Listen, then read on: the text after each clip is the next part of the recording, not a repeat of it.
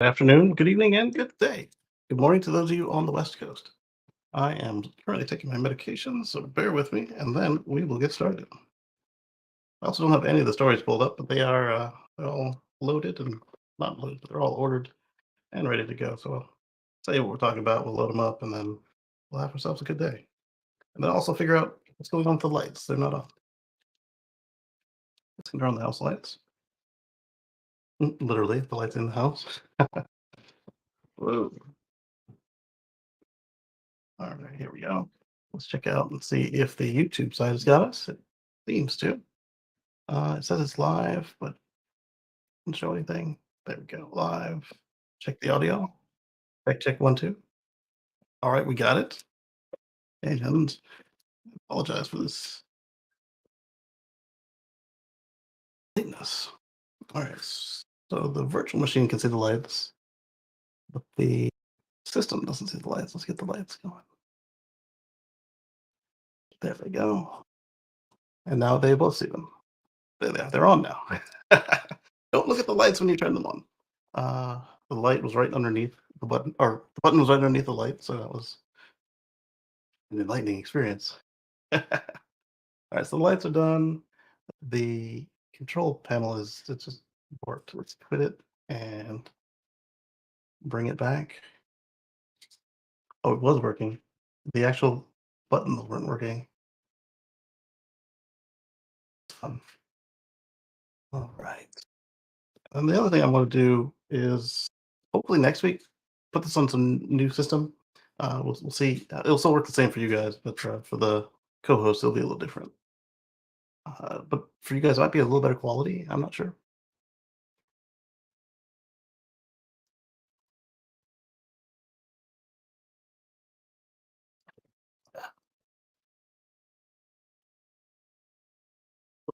All right.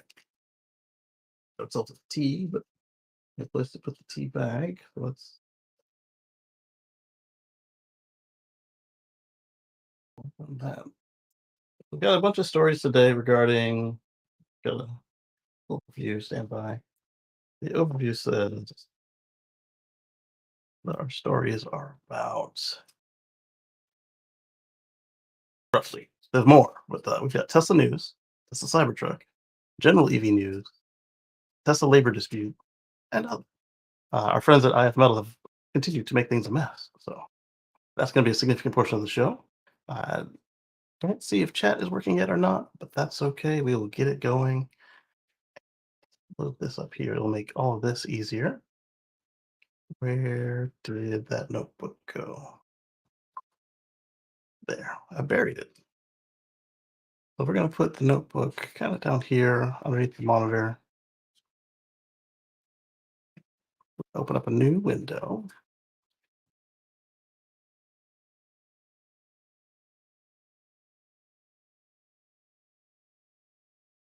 We're going to open up a new window and put our stories in that. For those of you who are in the chat, is it working? How's your day going? Next up, I need a fresh window. Give me a fresh window, please. There. That's not gonna work the way I thought it would, but that's okay. So we're gonna start with some of them I don't need to open up. We can just talk about it. So the first one is, and how is that not a Cybertruck story?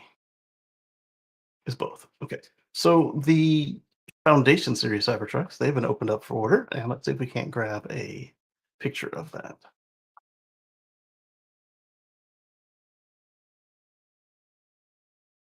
Oh, found it. Oh, I did. Oh, Foundation.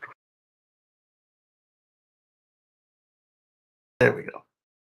And we're gonna open that in this window here. We've got two. Well, I say two. We've got two tweets on that. Let's call it that. Yeah. So we're going to not subscribe. We're going to drag this over where I can talk to. There we go. Make it bigger. Share screen.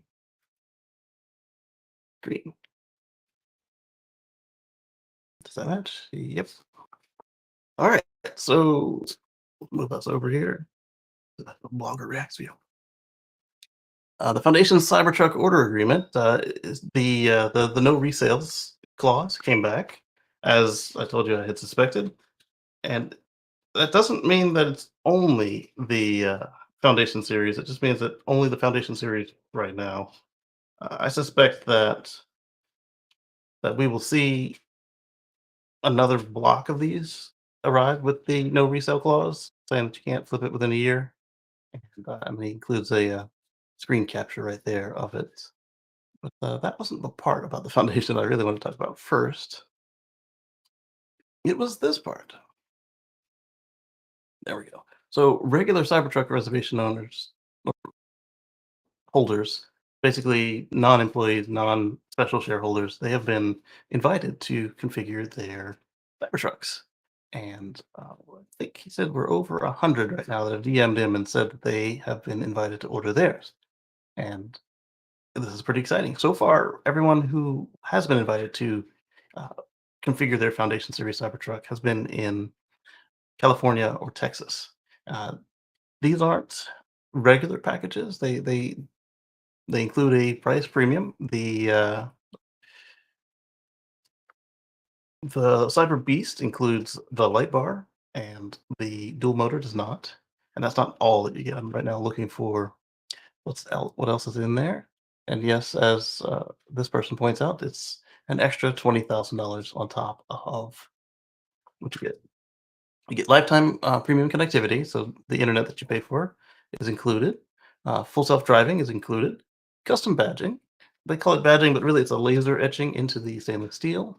You get a universal wall connector, power share outlets, white interior, uh, which sounds like it's just the white panels and not the white seats. We haven't seen any white seats, but we have seen the white panels. You get all weather floor mats, bed dividers, the glass roof sunshade, bed D rings, L track hooks, and a bottle opener. What else did he say is in there? Getting all that separately would cost you about $15,800. So for $14,200 bonus, you get to get your truck earlier, and you get an exclusive kit of it. So that's pretty cool. Really only have 2 articles on the Foundation? That doesn't sound right. No, I didn't. There we go. There's one from Try Tesla Canada, which probably has the photos we want. Copy the link. Overwrite what we're looking at here. Don't edit the link. Copy the link. Come over here, paste and go. All right, so then we see it over here in Drive Tesla Canada. There's an example of what the laser etching looks like, but as you see, it's got a red, so this tells us this is in the interior. It's probably on the end of the dashboard. And let's see. So same thing that Sawyer just told us. You get a power share mobile connector. We're not entirely sure what that means, but I'm guessing that just means that if you have the appropriate switching equipment on the other end of what you've plugged into, that the truck will be able to just reverse the flow, similar to the what the universal wall connector with the appropriate equipment can do. Power share home backup. I'm guessing that might be the equipment, which would then mean at that point that you actually get more than 15,000, when you look at some of the prices that the Tesla Energy stuff would add to the vehicle. Updated 155, here the regular accessories are included. Okay, so on the Cyber Beast, you get the off-road light bar, but not on the dual motor. And Smuggler's Bay dividers, sunshade, D-rings, L-track, model opener, 119,000 plus a 1995 destination fee, 250 order fee, and you get a $100 credit back for your original reservation. Another update. Customer received the email, reached out to share more details. You can order both dual motor and tri-motor. The 119 was the Cyber Beast, so then take off a little bit for the all-wheel drive at 99.99.90. And it's all the 9 ended in a 0, to 20,000 over what the regular one costs. Deliveries for all-wheel drive have an estimated window of December to March, while the Cyber Beast is estimated for early of 2024. And this is pretty cool. If you were in line and you wanted to get a limited edition. The specs, the 340 mile range on the all-wheel drive Cybertruck is only when equipped with all-season tires. Unfortunately, Tesla says those won't be available until 2024, meaning if you take delivery now, your range drops to 318 miles with 35-inch all-terrain tires, similar for the Cyberbeast and the 320-mile, which gives you a 320-mile range with all-season tires dropping down with all-season tires, and then as delivered right now, will drop down to 301 miles because of the all-terrain tires. That also kinda explains that spy shot we saw, well, not really a spy shot, but that photo that we saw from Marquez when we were kinda estimating what the range would be, 294, 296 that we came up with, if you're driving it aggressively and you're on those tires and it's already down to 301. So perhaps he had these tires or even different ones on his truck. Additionally, the range extender was offered to customers who order a Foundation Series Cybertruck with the pricing of $16,000, same as we saw people find in the code on the website.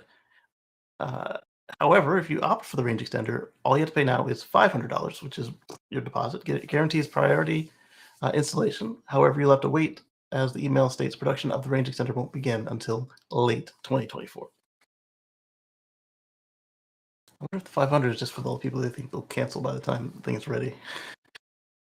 Oh, we've determined that superchargers are enough. It appears that ordering a Foundation series also comes with a NDA, as most of the posts have been shared on social media have since been deleted.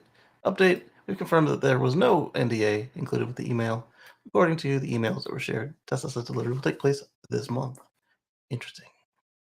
Also, exciting. One other thing to consider if you're one of the people, the lucky few who've been invited to get a Foundation series, is neither trim will qualify for the tax credit if you would already qualify on your own. So they're just high. And for some people, that's fine. I get a limited edition. I didn't want the tax credit anyway, or something like that. But before, the all-wheel drive would qualify and the Beast would not. So if you were already looking at the all-wheel drive to get the tax credit, if you get the Foundation series, that won't be included. Let's see, chat is working. We've got Anders. Good evening, Anders. Good to see you. Right, and I think that was the gist of what was going on. Oh, here we can see the video showing what we just read. So it's Cybertruck B122 after everything but due today was 250. I still think that's weird. They already have 100. Why give me back the 100 and then take another 250 from me? That's weird. All right, so that is the Foundation Cybertruck. Let's see what we find next. We've got, we'll talk a little bit about 48 volts.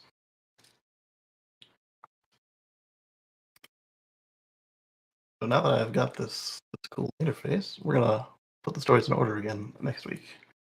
I tried to do that today, but I ran out of time for before it was time for the show. So I've got how many there are. I guess that's just the only one. I'm gonna copy this link and put it up here.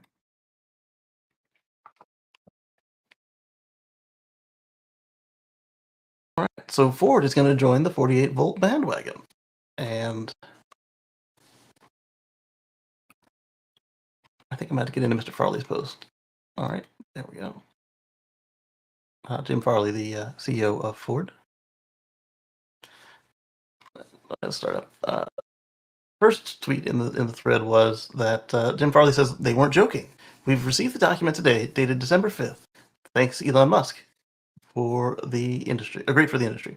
And so what he's referring to there is that of the three initial Cybertruck overviews, Jason pointed out that Tesla had made how to architect a 48 volt vehicle PDF, and I still haven't found it. If you know where to find it, please send it my way.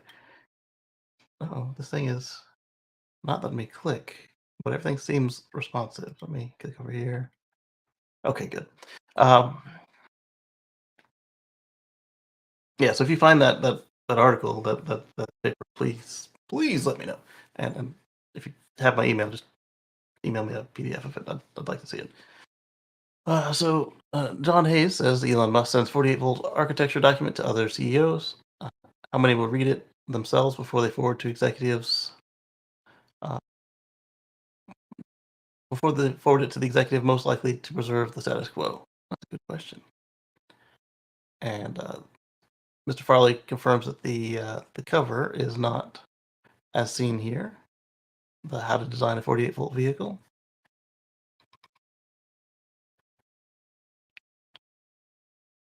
Given the amount of wiring involved in a modern car and the efforts involved in chasing weight and cost, both of which 48-volt save, I think the industry may actually transition. I suspect this is going to be like a slower version of what we saw with NACS. And perhaps even some of the companies that have not moved to NACS, or brands, I should say. It's really like two companies. Perhaps they will do this as well, because there's a lot of benefit to this. And if enough of them move at once, the suppliers will be dragged along with it, and then the transition will be complete. The last time we did a transition like this was like in the 60s or so, 50s. I think it was the 50s. We went from 6-volt batteries to 12-volt batteries. And a couple of years ago, Tesla went to 16-volt batteries, but that was really kind of a one-off, and it was really just for them. And of course, heavy trucks have been on 24 volts for at least a couple of years. And by a couple, I mean 20, 30. All right. Will they read the book or just hear from their own engineers? I don't know. Main problem is coordination. If you want a 48-volt air conditioner or power windows, OEMs don't make those. Actually, the 48-volt air conditioner is fairly easy to source. 48-volt power windows, that's harder to do. Suppliers want order guarantees, and OEMs want existing proving parts. Most cars refresh a subset of their parts, and no one agrees which subset. Taking risks has to come from the top, as we see here with Mr. Farley. All right, so let's go back to what Mr. Farley said next. Elon says, "You're welcome," and Farley says, "Great to read the document and realize that our next gen team has been on a similar path. Let's work together to help the supply base move to the 48-volt future as well." 01010. Hello, good to see you. Next, we've got in that same thread, Martin Vieja of Tesla says, "Amazing to see this. I've been reading about the transition to 48 volts for almost 20 years. It's great to see that it's finally happening." James says, "Good call, Jim. It doesn't have to be a Ford versus Tesla. The market is big enough for both and can do wonderful things together." Anthony says, "Buy drivetrains, software, and batteries from Tesla and call it a day, Jim." That is certainly a possibility, and it'd be fun to watch. Because if we remember, Tesla early on was doing the supplier route of the EV components.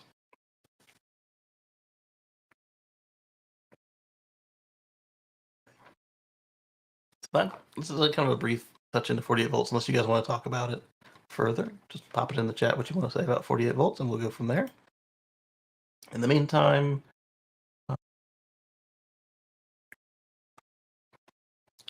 think that's kind of interesting that we've got a Tesla and a Cybertruck section, and half of the Tesla section is Cybertruck. All right, so we're going to talk about water and the Cybertruck.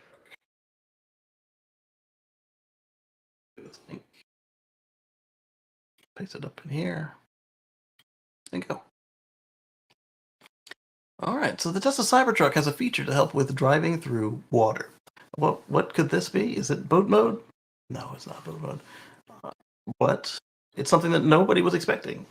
I don't want to say nobody, but I haven't seen people outside of Tesla talk about or be expecting. So let's just go to the picture, because Joey's writing an article about the picture. So in Cybertruck, he says, this is Nick Cruz says, sorry, Nick Cruz here says that this is sick. Cybertruck has a toggle for wade mode in the off-road Baja settings. And when you ask, click the little what's it do. It says it raises the height and pressurizes the battery while driving through water. Right there. Raises the height and pressurizes the battery when driving through water. Now, there are a couple ways you could pressurize the battery, but we're speculating that it uses the air pump for this suspension to do that, which is really cool. And you might be wondering, why does this matter? Shouldn't the battery be sealed for water anyway? Yeah, yes, it is, but it's kind of like splashing or flooding. Driving is a different experience, and you're going to have pressure pushing back on the pressure relief valves, and it might infiltrate. So what will happen here is whatever methods it's using to pressurize the battery pack, it's kind of like the bioweapon defense mode where it over pressurizes so that if anything is happening, it's going out of the vehicle rather than allowing the water to come in, which is pretty neat. Let's see what the comments are on this thing. I've got two more comments. It says if they have a pump to pressurize the pack, couldn't they have used this feature to shoot air through a jet to maneuver? Uh, yes, but is it enough to move a 3-ton vehicle? A pump to pressurize a small volume is rather different than a pump to propel a 6,000-pound vehicle through the water, or through the water using air. Air has low density and wouldn't provide sufficient force for a 6,000-pound vehicle in the water unless it was a very big pump, expelling high pressure air. This would be expensive and something that pretty much nobody would use. In addition, not only would it be expensive, it would use a lot of power. It'd be heavy. And for the whole best part is no part thing, that's a whole extra part for something that very few people will use. Let's give this guy a little updo for that. No one is going to ask what pressurizes the battery means. That's what I want to know. Nobody's going to ask, but yes, I also want to know that. Seems to me they pump it with air to give positive internal pressure, which will do a top job of stopping any water coming into even the slightest leaks in the pack. I was under the impression the battery case was sealed. It is, but it has vents. Uh, if it had any leakage, wouldn't corrosion and short circuits form? Plus, running an airline to the pack seems like it'd be a lot of added parts. It won't be that many added parts. In fact, they could use the one line to and remove pressure. Yeah, I can't wait till Sandy rips this thing open. This is interesting. No idea. I would assume there'd be somewhere for residual gas to vent as the battery gets hot. Yeah, exactly. So right now, what happens is your pack gets hot, or the environmental situation changes, and the battery is able to outgas. Not that it's got not like a lead battery where it's outgassing hydrogen. It's just literally the air pressure is able to equalize itself. Right. So let's see what we've got next. This one was fun. Holiday update. It was a whole thing this week.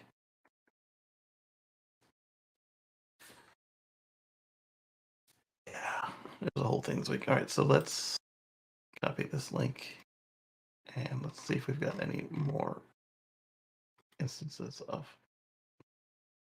Yes, we do.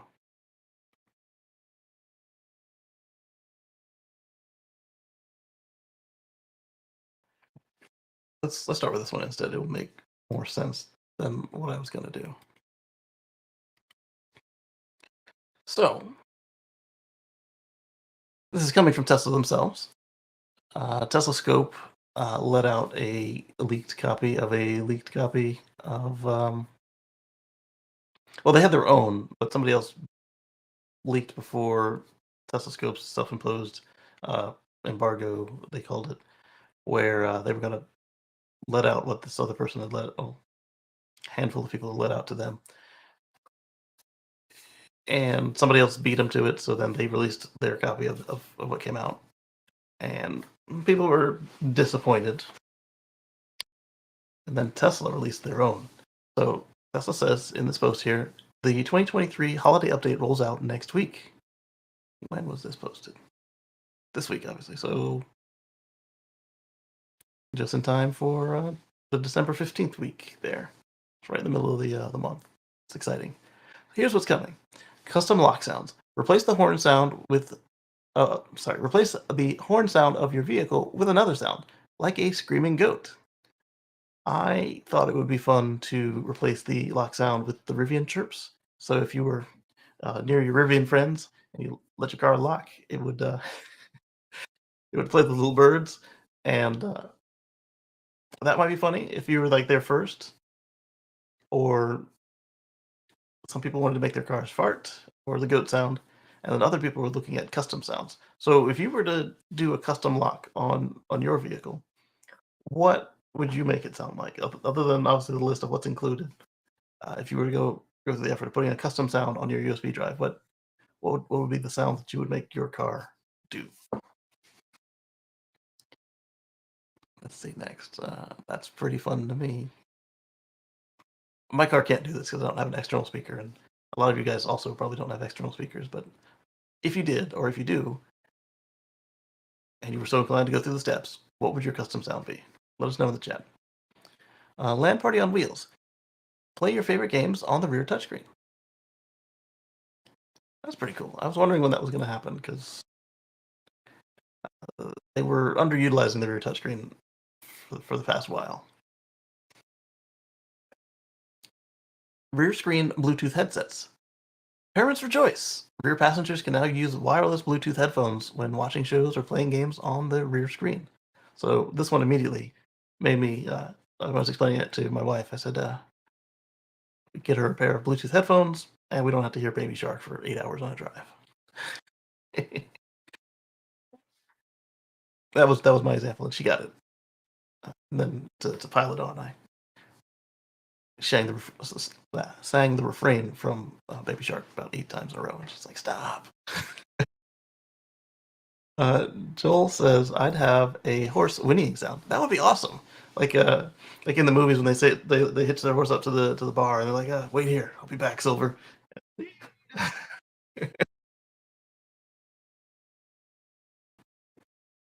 Especially if you said something right before it locked, and be like the car was responding. I like that.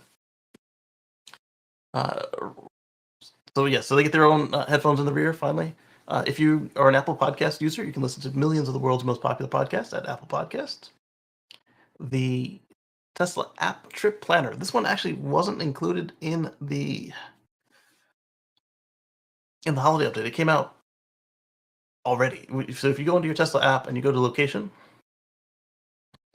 then you let me go to Tesla app and see how they word it. Oh, there's an update to my phone. Not now. Let's go to travel, Tesla. It's gonna wake my car up, but it's plugged into the solar. That's fine. Interesting where I thought it was. That was 3 blocks over.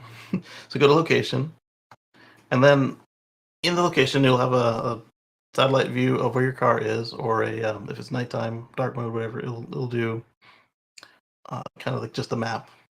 And you've got a box that says navigate, recents, and charging. I would share this, but I don't know if I've ever successfully been able to share the phone screen on here. Spratly Islands. My car thought it teleported for a second. So anyway, you'll have a navigate box, got a little search icon and the word navigate. You can type in there, or you've got recents, where you can go through places you looked up in the app before. Then, of course, you've got charging, which is what we used to see on the location tab. When you went in there, it would just show you the list of superchargers near you, like so. So on this other tab, you can type in addresses, or you can see addresses you have typed in, and then up here you can search for places. After you've done that, you can then send them to the car. I don't know that all of that is new, but I think it is. But one thing that is cool, if you search for a place that is outside of the range of what you've got left in the car right now, or whatever you tell the car you'll have charged to, it defaults to your battery percentage. But say you're on 55%, you're plugged in, and you're not going to leave until 90%, 80%. Oh shoot, I forgot to lower my charge level. Let me do that now. It will tell you what superchargers you need. And on previous versions of iOS and Android, that was it. But now you can go through and you can go back to click the edit trip button in the corner, and then from there you can do the add a stops just like you can on the trip planner inside the car. You can add a stop, and the car will add superchargers as necessary. Or sorry, the planner will. And then once it's all done, and you're satisfied with the overall route. You can click send to car. This didn't work for me. Send a car, and then poof, the whole plan should show up in the car. I didn't have even the single location show up in the car, but mine fights back sometimes when we're sending it locations. There's been a feature in the app forever where you can use the share contracts on your OS to just share an address to the car, and if it was obvious what you wanted, the car would just start navigating there. If it wasn't sure when you got into the car, it would have a list of what like did you mean North Street number one? Did you mean uh, North Street in this city? Did you mean two North Street, for example? And then you would just pick the one you want and go on. So you've got the edit trip function there, and that's cool. But it also has another function where, assuming that you're leaving now, just like everybody's map program offers right now, but they also offer a feature for what time you want to leave at, and it'll show you what's going to happen there. Or you can say what time you want to arrive at. And this is something we would use with Waze and with Google Maps and when I would use Bing Maps. We'd say, all right, I need to be there at 3 o'clock. What do I need to do? And then I'd have to, do some mental math and put a buffer in for supercharging, and then hope I got there on time. And usually I did, but I'd get there like just hella early because you never know what's going to happen at the superchargers. Well, now that you can tell the car, hey, I need to be there by 3 p.m., it says, okay, you need to leave by 11 because you've got an hour of supercharging between these. I guess that doesn't work, 3 and 11. Either way, it'll tell you what time you need to leave the house or wherever the car is currently parked with your charging. So you don't have to do that mental math and you don't have to break it out on the side. So I can say, hey, I'm over here on the East Coast and I want to be at Disneyland and we need to be there by this time. And Disneyland, yeah, land, because Disney World is on this side. Either way, we're going to the other one and we need to be there by this time because that's when our check-in is. And it would add up all the supercharging and all the driving. It won't do your nap time, so you'll have to still mentally add in that stuff. But that is a mental saver right there. I like it. So let's see if I did go to someplace far away right now. Let's go to location. Let's navigate to. Let's go to Disney World, just because I'm on that kick for some reason. Let's go to Epcot. I like that one. I know it's not like the most fun one, but it's cerebral. I like it. All right, so from the car's location, with the battery set at 90, it wants me to stop in Pooler, Georgia for 33 minutes, Jacksonville, Florida for 47 minutes. Where do you think my car is? Am I that close to Disney? I am that close to Disney now. um, all right, Jacksonville wants me to stop for 47 minutes, and if we leave now, we'll get there at 9:30ish. And I can set the battery percentage to change where it'll be. I can edit the trip now. But before you use the edit trip, there's actually a button on there that says leave now. So if you click leave now, you can then say what time you actually want to leave, and it'll tell you what time you will get there. With, I think it's accounting for traffic. I think it is. So you can say leave at, you pick the date and the time, and then you can say arrival. All right, I need to be there. I need to be there by tomorrow, 5 a.m. 5:30 because it's already there. And then you go back, which is unintuitive because there's a big button that says cancel and leave now. So unintuitive. You go back from the schedule, and it updates your list. So it says with the car set to 90%, I have to leave at 9:55 tonight to arrive at Epcot by 5:30 in the morning, including the charging that the car wants me to do. And there we go. And then I can click send to car, and it'll be 7 hours and 35 minutes of trip. Is that accurate? Or is that 7 hours and 55 minutes of driving? I had to pick somewhere further away to get an idea on that, wouldn't I? All right, let's go back. Set our charge percentage before I forget. 80. I'm not planning on going anywhere. So yes, that's already available today, even before you get the holiday update. Next up, we've got speed cameras on route. Navigation now includes speed cameras and stop signs and traffic lights. Traffic lights were already in there. Sometimes you can see a stop sign, like on a fluke. Speed cameras being there is nice. And the traffic lights just had to zoom way in to see them, so I guess it's just going to make them more prominent now. Automatic 911 calls. So our European friends, you've had this in your car. You don't need a phone in the car. It would just work. In America, we don't have such a requirement, so Tesla didn't see fit to include it. But now, if you have a Bluetooth phone connected and your airbags go off, the car will dial 911 on your phone and push send. And then it would connect and you can deal with them. It does have a countdown. That way, if, say,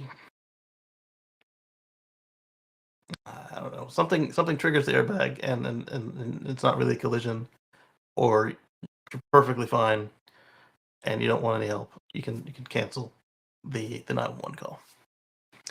This one is I'm going to show you guys next. Let me get the link lined up for it. The blind spot indicators. So on cars that do the that show you the turn signal cameras when you turn on the turn signals, they will kind of have a red shade when you are trying to make a maneuver and there's a car in your blind spot. I'll show you that next. More live sentry cameras. So if you have a key card car, even though my legacy car can do this and they haven't let me do it because I'm salty. When viewing the vehicle surroundings from the Tesla app, you'll have access to the left and right pillar cameras for a total of 7 angles. So instead of the 4 that they already gave you, you'll now have 7 sentry angles you can pick from. The light show. Enjoy a thunderous new light show called The Arrival.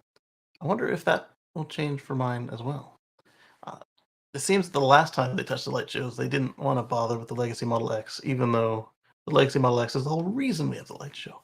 We don't have custom light shows, and the one that we had, if we played it alongside a keycard Model X, or any of you guys with a non-Model X that could do light shows, we would have a different default song. Castle Doombad. Castle Doombad is now available in Tesla Arcade, plus updates to Beach Buggy, Polytopia, and Vampire Survivors. High Fidelity Park Assist. This one's going to be fun for those of you that don't have parking. I'm looking at the microphone. You guys aren't there. You're here in the camera. High Fidelity Park Assist will be useful for those of you who don't have the ultrasonic sensors. I don't think that it makes the measurements that it gives you any more reliable. But just a second, you'll see what I'm talking about. Let's scroll down. Look at this. It will recreate what it can see around you. So for those of you that were wanting bird's eye view, we've now got something like bird's eye view. So it'll show you, like here we can see this person's got some bollards they're coming up against. They've got some pillars. They've got other cars. And this is basically what the car sees around you. Nice. Oh, even better. It's kind of shading them by what it perceives as the danger level, which means that like from here it will be blank because you got a certain minimum distance the car can see in front of it, unless you have a Cybertruck, or they finally start putting the front cameras on all the other cars that we've seen them with the port for. Hopefully that'll be a nice retrofit for you guys that have hardware for, but not the front camera. And by front camera, I mean like in the bumper. All right. Availability varies by model and location. Can I make my Cybertruck like an owl when it locks? Yes, you can. That's kind of fun. Oh, have we lost we've lost the mouse again. There it is. Chris says, hey, going over the holiday update is my job. Well, get faster, buddy. Ryan says, I'm sure people will choose some interesting lock sounds. Curious to see what people do with that. I think there'd be some fun pranks you could pull with that lock sound.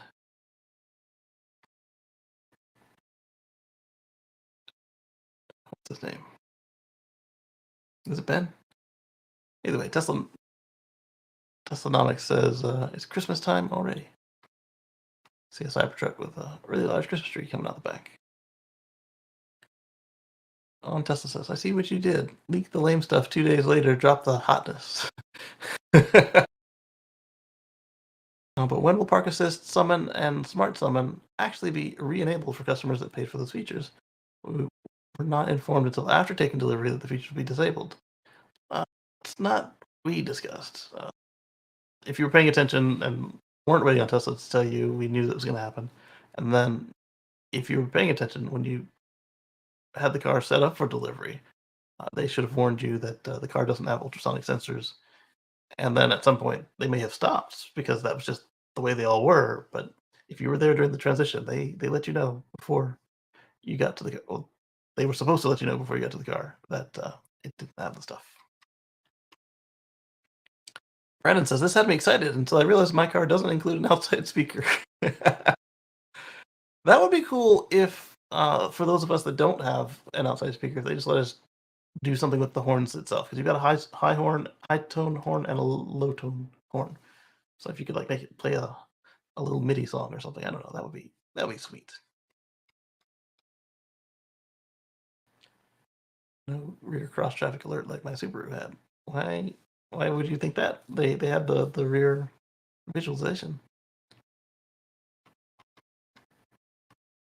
Sorry, but if the LAN party doesn't look like this, I'm not going. All right, so next up, we've got what the blind spots look like.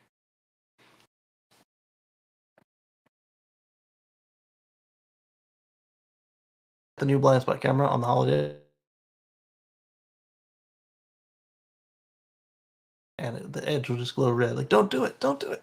So if you have a refreshed Model 3 or a Cybertruck, this will go along with the lights that are built in up by your doors, where you're at the what would be the base of the mirrors. You'll have a little red light there, but you'll also have this on the screen. And if you've got a older new car, you turn on the signals, and it pulls up the camera, and then the car will, hey, don't go. There's something there. Pretty nice. And that's coming from Oma.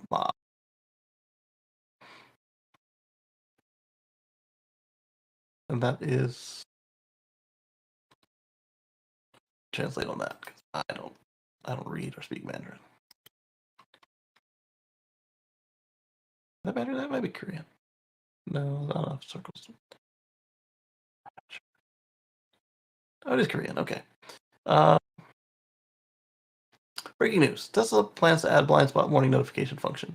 Currently, the reason I assumed Mandarin is because if it's something we don't have, then China's got it. Not used to Tesla Korea getting anything first, except for the CCS adapter. That was fun. That was the only one. Yeah, that was the only one because Japan got the chatter mode adapter first. Currently, Tesla's testing ways to prevent collisions by adding a function that lights up a blind spot warning in red on the monitor when a car is approaching the direction the turn signal is turned on. It will be updated after testing is complete. I am very happy that the new technology will be introduced to prevent accidents and save humanity. After all, Tesla is a company that saves humanity. Wow. Even in other languages, they speak the Elon speak. Let's give them a little doot for that. Every safety feature is a good thing. I agree.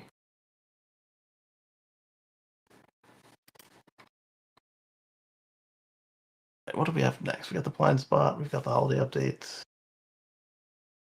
We've got Ford we talked about already. Now let's talk some Cybertruck. So we talked about the foundation program already, but let's talk about Ohio of all places, right? Ohio.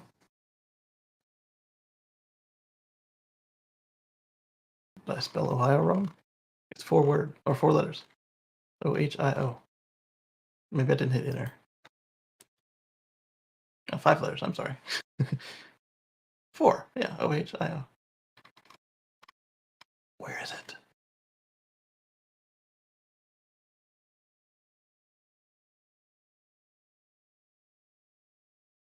Search for this instead.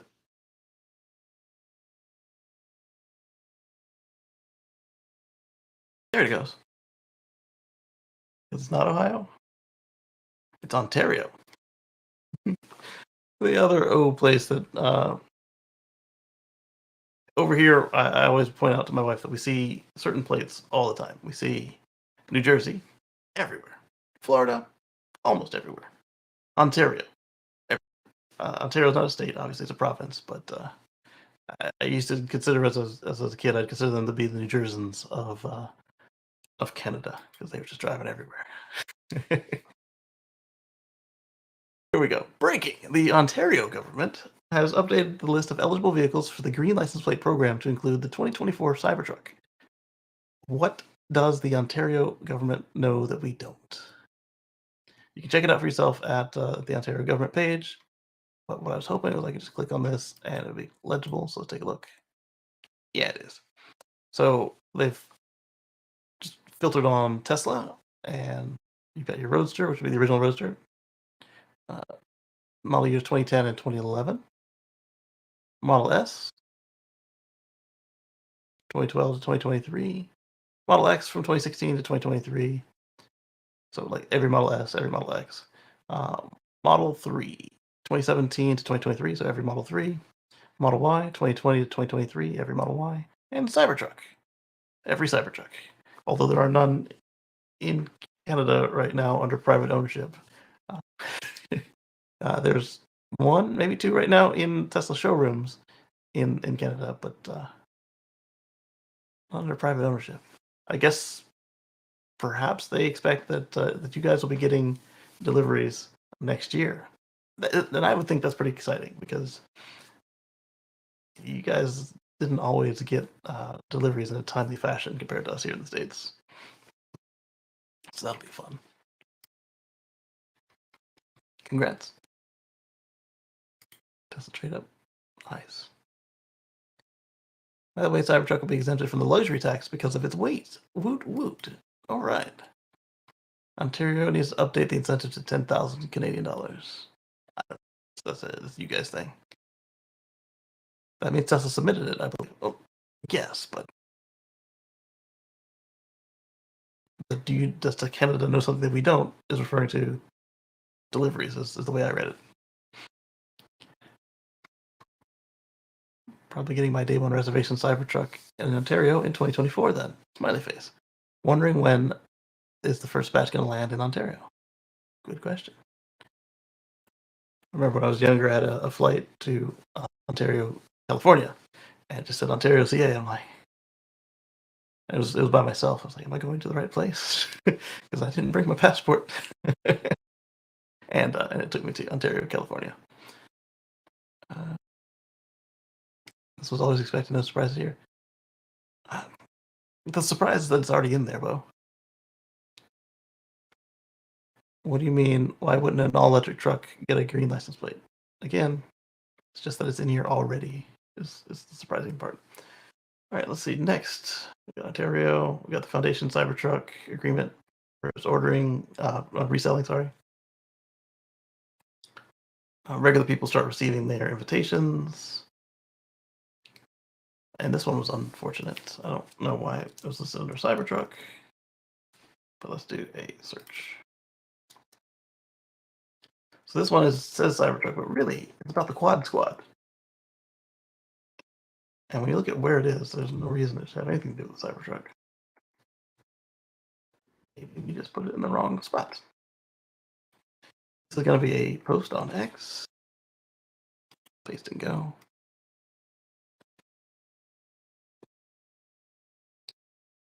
So he says that the Giga Nevada drone flyover volume, null. I'm unable to provide any more drone flyovers over Giga Nevada per Tesla Giga Nevada Security and the Story County Sheriff's Department.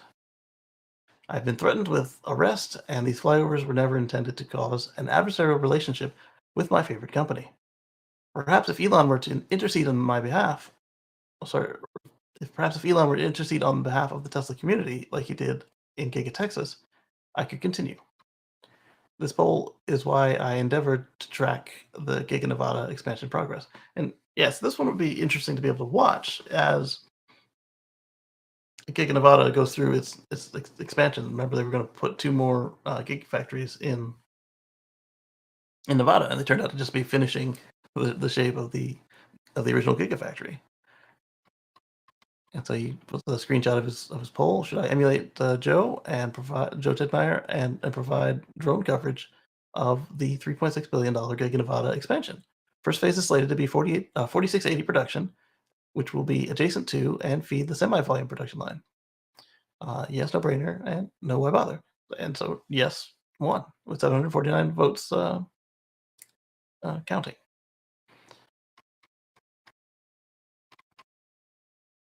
There's much more to the story I haven't shared. I did record my conversation with Tesla Security and the deputy.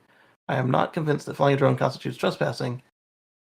Let's open this in a new tab because Tesla Security and the Story County Sheriff are not the FAA. The FAA controls flights. S.E. Robertson says, not cool. I said, time to rent space, time to rent time on some satellites. I wonder how much these companies charge, and if Starlink gets cameras, if their locations will be magically blocked or delayed. That was a thumb in my nose at Elon and his jet. How he said it was my personal security. They're checking my child. Blah blah blah. Turned out to find out that his security guy hit this person, and, and there was no police report. Cry wolf once, right? Anyway, they had talked about putting cameras on the Starlinks, which would be, with them being a lower altitude and more numerous, you could probably get cheaper and better pictures if they have the right cameras for Earth imaging satellites. And then they're definitely not trespassing because I'd like to see put a wall up in space, huh?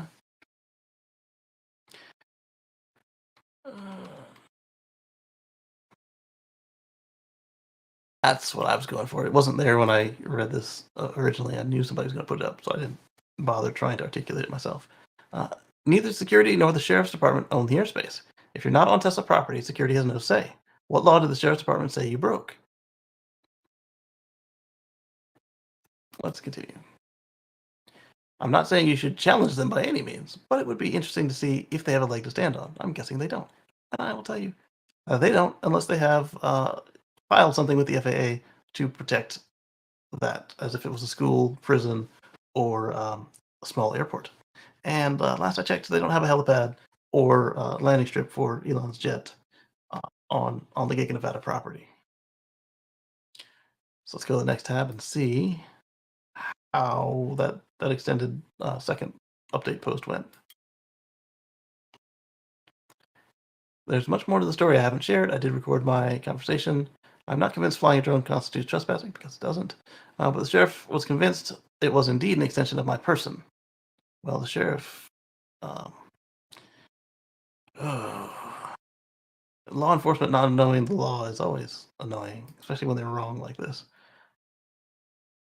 They were not impressed with my printout of Elon's tweet post that he is okay with drone flyovers. So right now, the only place where Tesla Security has been successfully able to restrict the Quad Squad is Giga Shanghai, because the FAA doesn't have a jurisdiction over there. And in Giga Texas's case, Tesla Security was causing a hassle, and either Elon interceded or one of their lawyers said, Elon, this is stupid, we're going to lose badly. And so then he said, it's okay, so go ahead and do it. It's not supposed to fly over people. That's an FAA rule, that one. I've got a amateur drone certificate, but I need to go back and get my commercial drone certificate. That way I can start flying my drone again, because as it stands right now, because what I would probably do with the footage is share it with you guys, and there's a chance that could make a penny. The FAA would be all up my rear end on that one. So the drone is currently in storage. Oh, I missed some chats. I'm sorry. Robert says hello. Hey, Robert. And Exotic Geek says hello. Good to see you. And then Timothy says, greetings. Good to see you. Let's continue with his extended post here. They weren't impressed with Elon saying it was okay. Scroll down some. Irrespective of the legality of it, I'm not interested in providing the drone coverage without explicit consent and support from Tesla. That's weird. Uh, those following this saga know I sent an email to Tesla Security asking for permission and guidance. I received an initial reply where my email was forwarded to the other internal security email distribution lists for guidance, and then all follow-up emails were ignored because they know they don't have a say.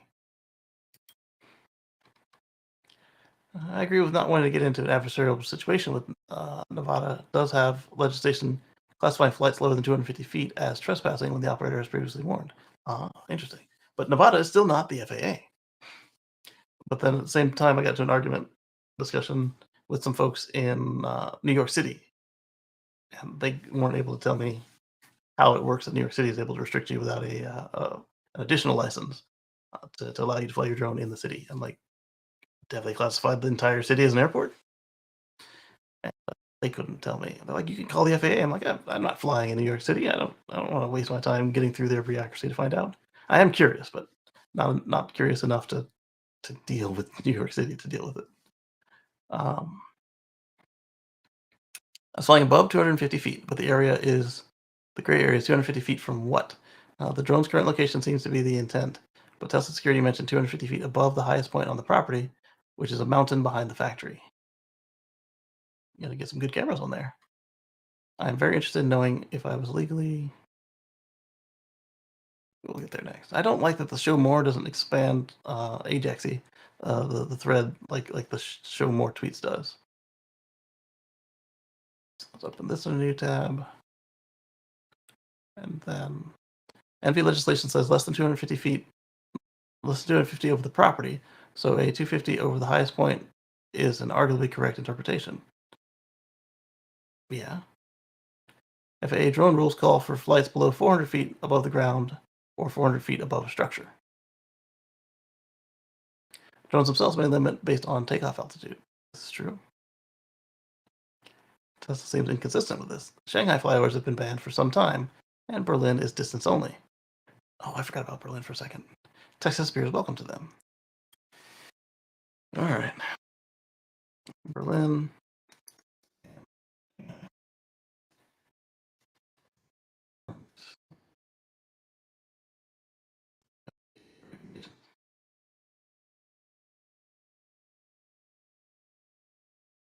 Let's say and fly. There we go. Hashtag. All right, so let's go to the next long tweet he had there. Share this tab instead. Close the original. I'm very interested in knowing if I was legally trespassing, even if I never do another Giga Tesla flyover. Well, depending on the legality of the Nevada law, you weren't. As long as you were less than 400 feet above the ground or less than 400 feet above the height of the tallest structure.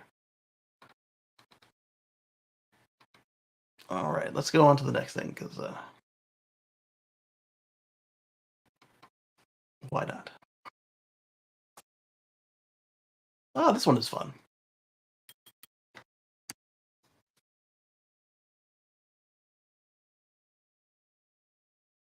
This is a multi-tweet. So, or a tweet and an article. I don't know. Let's copy the link. Get it up here.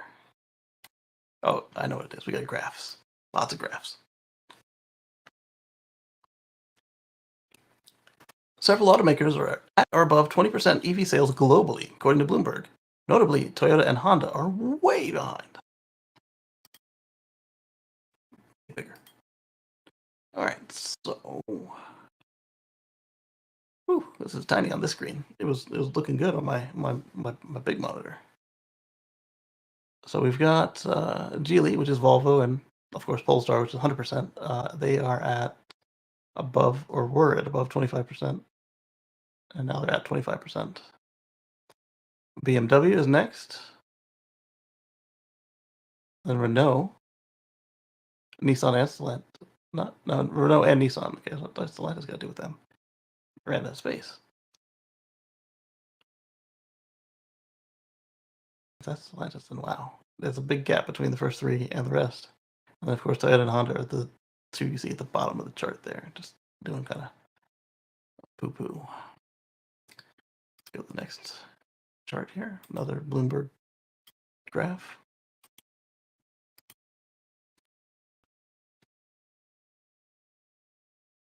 There are now about 29 million passenger EVs on the road. Cumulative all-time sales of zero-emission passenger vehicles reached around 29 million in 2023, up from just 6.8 million at the end of 2020.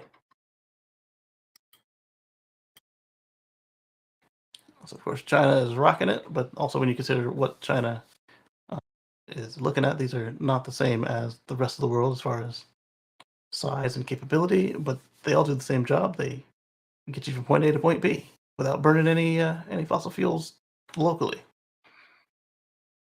So you've got other South Korea, Japan, U.S., Europe, and China. So U.S. is kind of a little sliver there. We're not doing so hot. Well, I guess it depends on the blue. I can't tell on the screen which blue is which. I think this is Europe, and that's U.S. I'm not color deficient. I think it's just so small. And then South Korea is a little line there. And then green is the rest of them. Not bad. Not bad at all. Scroll down some. Is there another one? Not in that series, but we've got another one I'm looking for. Yes, there it is. I'm going to copy this link, paste it in here. U.S. electric vehicles have now zipped past a major milestone: 1 million battery electric vehicles sold in a single year. While doubts remain about U.S. demand for going fully electric, this year's sales suggest that a rising number of consumers are willing to make the jump. We all could have told you this. So it's good to see a milestone like this. We can see uh, fully electric cars in the blue and plug-in electric cars in the bluish green. And here is the 1 million mark, and we've crossed it with just fully electric cars, and then our little plug-in dessert has pushed it well up into the stratosphere there. And this is only going to keep getting better, even as we approach the, I don't know how I want to phrase that really, but I think we will see a repeat of Norway, assuming that certain political entities don't succeed in reversing requirements. But if we get to a certain level installed before these people can have a chance to cause a mess, then it may be, the train's left the station. They've shut the gate behind the horse or the bull after it's already got out. Because as we approach price parity with EVs and combustion vehicles, people see the operating expenses and the maintenance, and they just make the jump, assuming that the vehicle meets the needs for what they were going to get the combustion vehicle for. So this is exciting. We're getting to that runaway point. This figure also represents a huge potential year-on-year growth rate over to 2022, according to a new analysis by Bloomberg NEF. So yeah, totally. Like, we have that many more pure electrics than plug-in hybrids, and then some to get to our just pure electrics this year. That's exciting. For more details, including expected U.S. BEV output for the rest of 2023, additional U.S. market analysis, and EV models to look forward to in 2024, see the full piece here. And I will put a link in the chat for you guys, because I didn't feel like nerding out and going there myself. I saw the 3 charts I wanted to look at. There we go. What are we talking about next? So we talked about millions. We did. So that is additionally is up 50.7% year over year. That was the post, and apparently I have another one on that, like, electric article.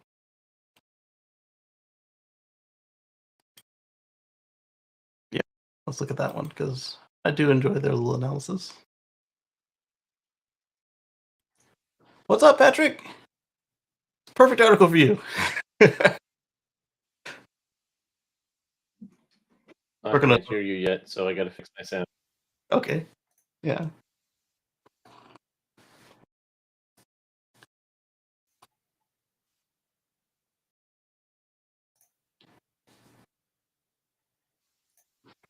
What's funny is on his computer and my computer, they like to randomly pick the microphones, even though we have the same setup week after week. Yeah. All right, I got it now. Perfect. Oh, Is yeah, it's actually my fault. I switched stuff around because depending on whether I'm doing Teams or I want to wear the headset or not or whatever. So yeah, Yeah, but you always do this with all the the same apps are. setup. This is true. Yeah. So How are this you chart doing, makes you happy, I Casey? hope. Huh? Say Oh again? yeah, that Yeah. is growth and over 1 million. That is awesome. Yes. And it's not even into the year, so Right. this is cool. It's just in Yep. November. Like, it didn't include like the last week. And I was pointing out, like, look at Yeah. the So um, 2014, I made a prediction, and and it's so far very much on track. In fact, predicting anything 10 years out is nearly impossible. So it's just luck. But there are some places that were like, oh, EVs will never be more than 5% of the market. And I'm like, that's BS. And then there are other people that are like, this is awesome. It's going to take over tomorrow. And like, well, that's not too possible. It enthusiastic. takes time. Yeah, yeah. So I tried to do a realistic estimation, and so far so good. Excellent. All right, so I'm gonna pop in a electric to see what they thought about this, and we can say some more about it. Um, let's see, 50.7% year over year. That is incredible. I was pointing Hmm. out that uh, the increase of battery electrics was more on that graph than the entire percentage of plug-in hybrids. Hmm. And there it is again. Yeah, I'm actually surprised by that. Well, I mean, we know now that batteries have enough range that there's plug-in hybrids are a niche, and it's if you're in a place with little to no infrastructure, so that your only reliable charging spot is your house, and everywhere Yeah, else you just have to buy gas. yeah, There is a market for it, and it's a good, like we said before, a new good gateway drug. It eases you into it without all the anxiety, right. which you don't need to have. But once you have something with a reliable charging network like a Tesla, then it's easy.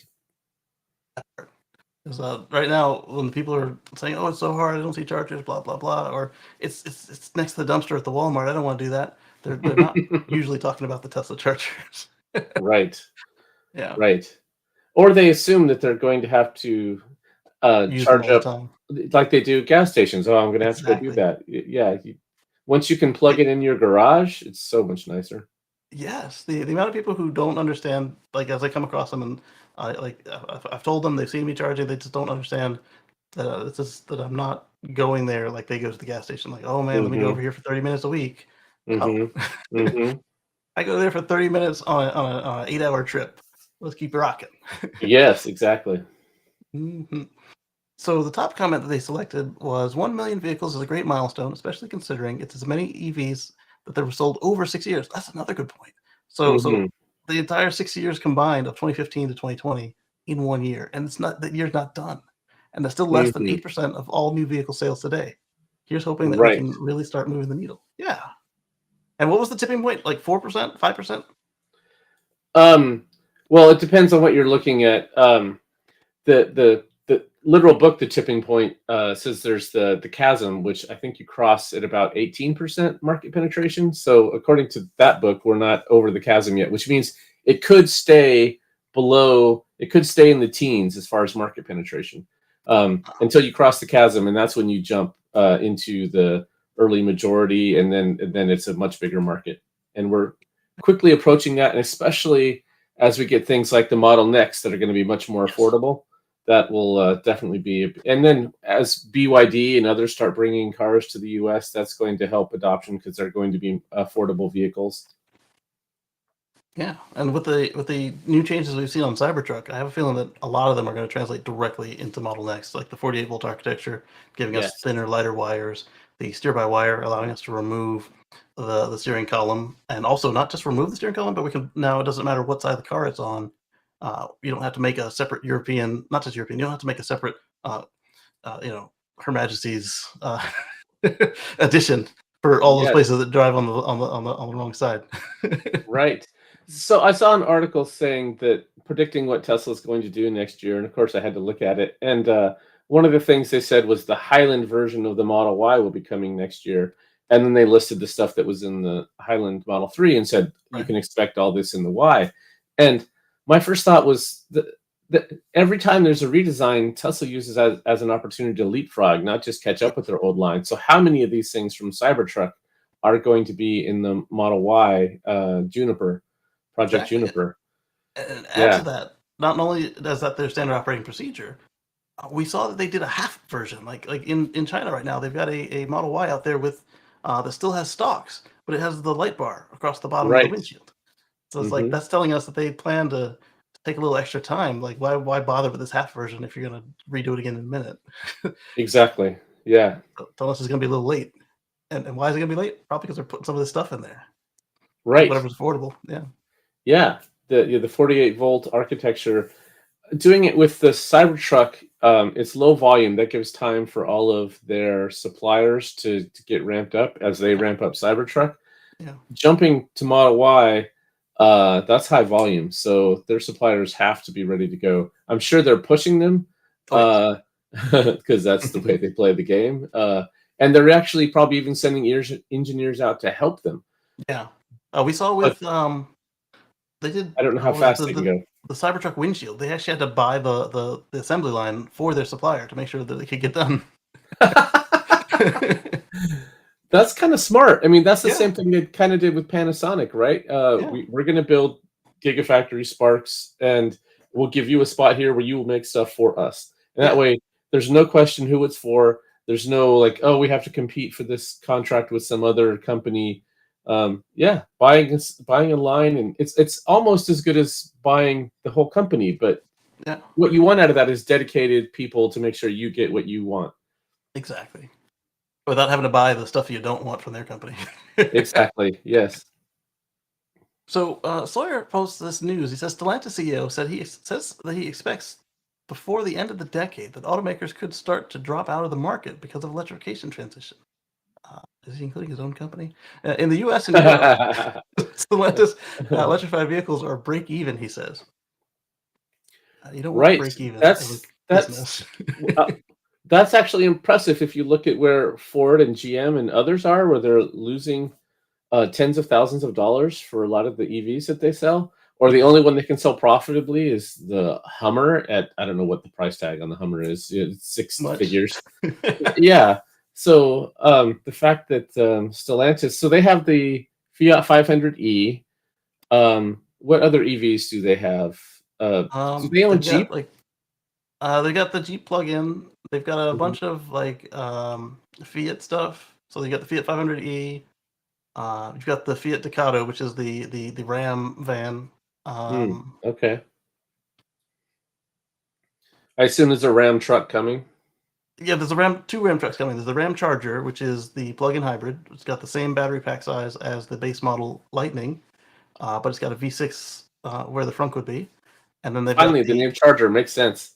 right, and then they've got the Ram EV, which is what they really should be pushing rather than wasting all those batteries. But the one thing I do like about that Ram Charger is that the battery is sufficient that you'll only need the charger when towing heavy and Mm, when on long trips, rather than like the Volt. It's like, man, I'm a mile from home. Oh, why is that thing warming up? And it's only warming up. It's not providing any propulsion.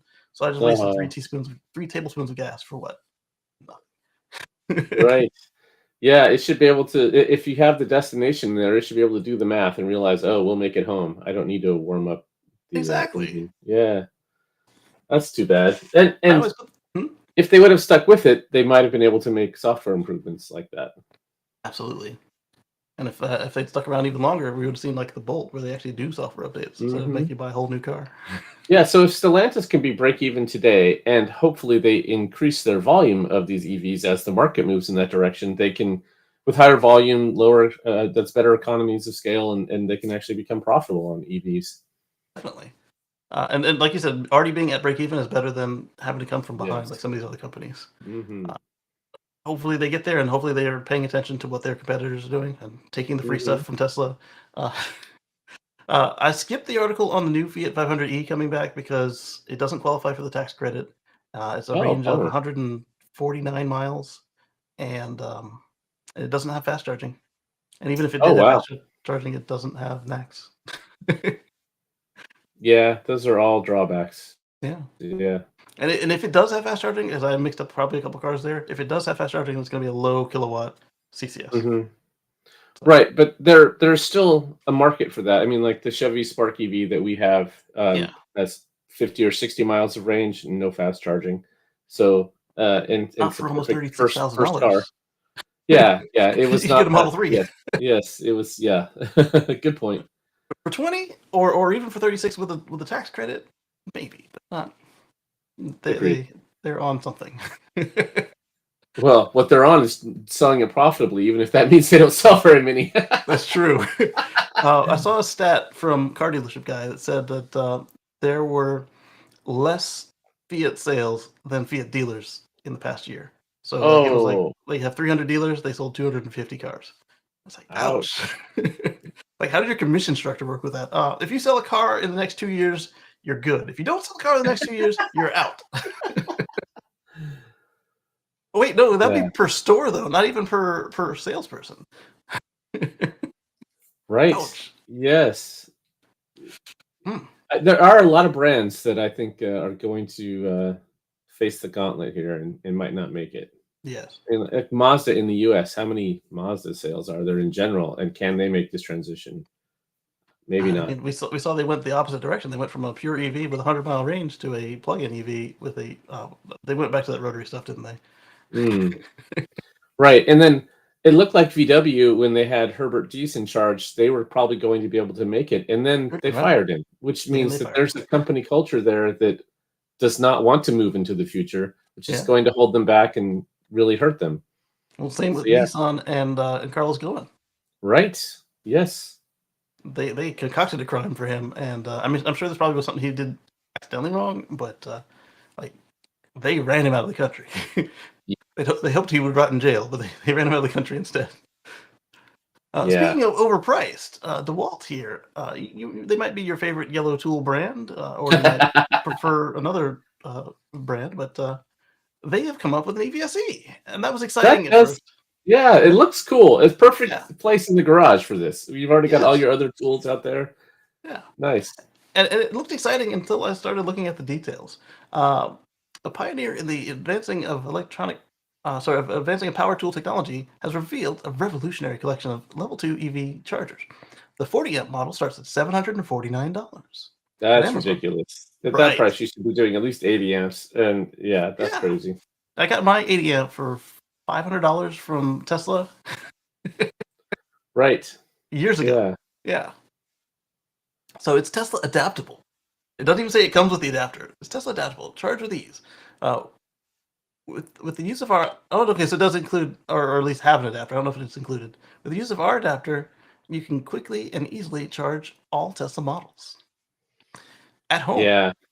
There's no point Well, in anything out now that's not Nax. right, This especially is if you're not already out. Yeah. we're in the last year of Nax. This is not when you want to introduce a non-Nax product. If you have Exactly. one you're already selling and continuing that line, that makes sense. But this I is would just get kind of that. Yeah. yeah, Or at least make the adapter to be from NACS to J1772. Uh, exactly. this part wasn't bad. At home, wall-mounted units available in 40 and 48 amps, up to 46 miles per hour of charge. I'm guessing they used a Model 3. NEMA 1450 plug or hardwire installation is required. So I guess that the low amp is the plug and the high amp is the hardwire. That makes sense. Yeah. But at $749, let's do this real quick here.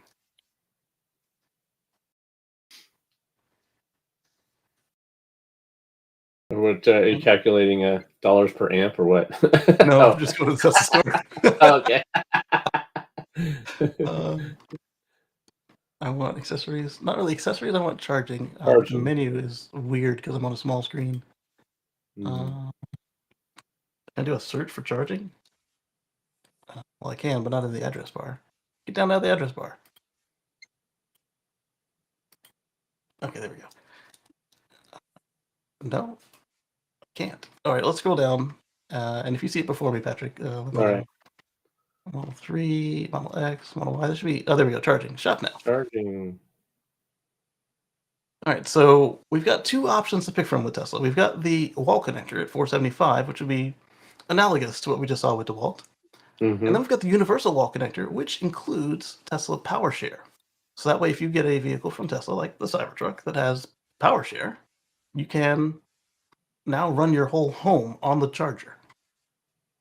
And that is just Yeah. $595. So you add $100. Right. That's a huge feature Yeah, that the DeWalt doesn't have, and yet they still want to charge $200 more. right. I Yeah. mean, and I So would it's a totally. slower connector, the Yeah, wrong handle, and no yeah, bidirectional charging. exactly.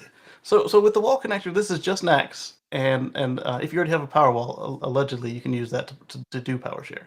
And then you've got the universal wall connector, which has what you need to do the PowerShare.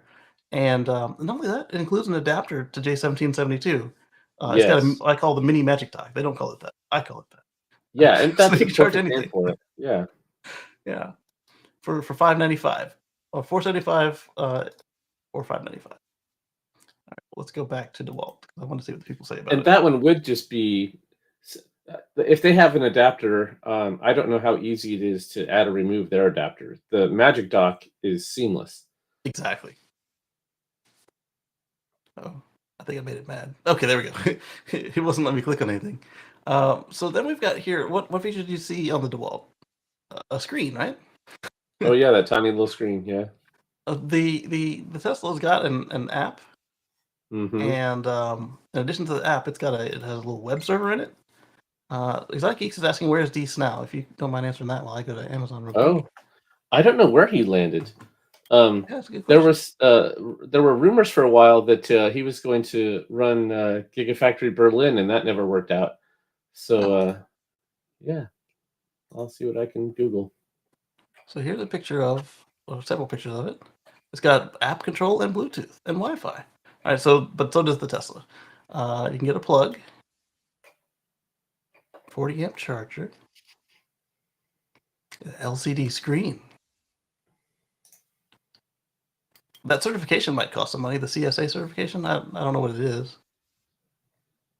You got a protective case. It's anti-slip.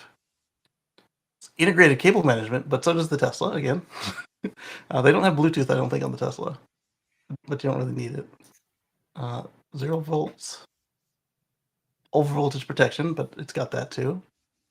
Leakage protection, it's got that. Does any EVSE not have these these features right here? Fireproof is interesting. Waterproof is also interesting, but let's see, IP68 or 68, so that's the same. Lightning protection and overcurrent protection. So some of those are standard features. And compatible with all electric vehicles. Almost all. The reason I say that is because like you got like lawnmowers and you've got like Patrick's truck. Probably aren't compatible with that. Actually, you probably could have done the truck with an adapter, right, to J1772, or was it Afghan? It was the induction paddle. So you would have to modify it before that would work. Yeah, Gotcha. exactly. All right. So then after the DeWalt, we had this was fun. We kept saying, why doesn't anybody open their own chargers after they see that relying on third parties to do it isn't going to work? Well, we saw Mercedes the last couple of weeks. They did their partnerships with the mall and with Buc-ee's, and then they opened their own as well. Then we've got finally GM and Pilot have opened the first of hundreds of fast charging stations. So you've got a little GM Energy on this side, and you've got a little Flying J on that side. One thing I like about this over what I've seen with so many others is they kept the pull through under the awning, so this person didn't have to unhitch, which is nice. Yes, this one I wanted to talk about as well. We saw this once in LA. Now we're going to see it in Canada. All right, so I think I have an answer. Okay. So, according to his LinkedIn page, he is now the chairman of the board at Infineon. Oh, And okay. that makes sense because Infineon, among other things, is an auto parts supplier. Yeah. He already had the relationships with them. Right, exactly. I like it.